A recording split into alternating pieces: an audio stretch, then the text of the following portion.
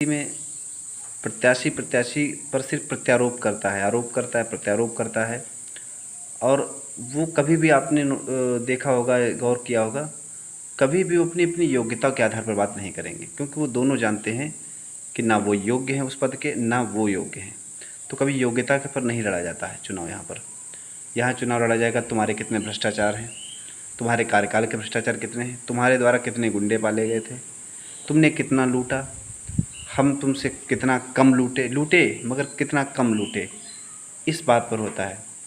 एक स्वच्छ वातावरण बनाने के लिए, एक नए समाज का निर्माण करने के लिए हम युवाओं को एक बौद्धिक परिवर्तन लाना होगा अपने समाज में, जो व्यवस्थाओं को निष्पक्ष रूप से और चुनाव को निष्पक्ष रूप से और सामाजिक विश्लेषण को निष्पक्ष रूप से रखे।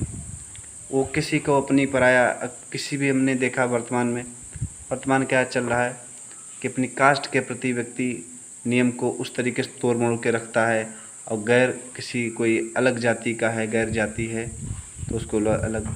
सजातीय व्यक्ति होने का मतलब सिर्फ ये रह गया है कि ये सही है या गलत है, तब भी सही ही है। और गैर जाति का मतलब है वो कैसा भी, कितना भी उचित है, कितना भी सही है, लेकिन वो हर मामले में अनुचित ही है। ऐसी विचारधारा के साथ हम कभी भी एक अच्छे सुप्रशासन का सपना नहीं देख सकते, ना तो एक सुप्रशासन ला सकते हैं अपने समाज में। और जब सुप्रशासन भेदभाव सहित होगा तो उसमें अनास्था का भाव बनेगा जनता का इस प्रशासन के प्रति, और फिर जनता उसका विद्रोह करती है। विद्रोह करने के बाद में आर्थिक हानि और सामाजिक हानि और प्रशासनिक हानि, सब प्रकार की हानियाँ होती।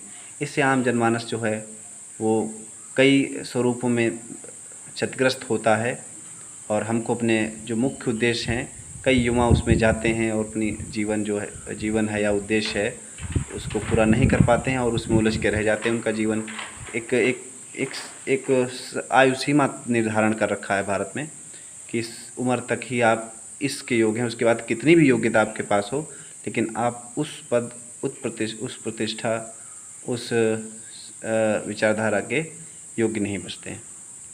यहाँ पर सब मार्क्स चल रहा है, कितने नंबर होने चाहिए तो ही आपका सब।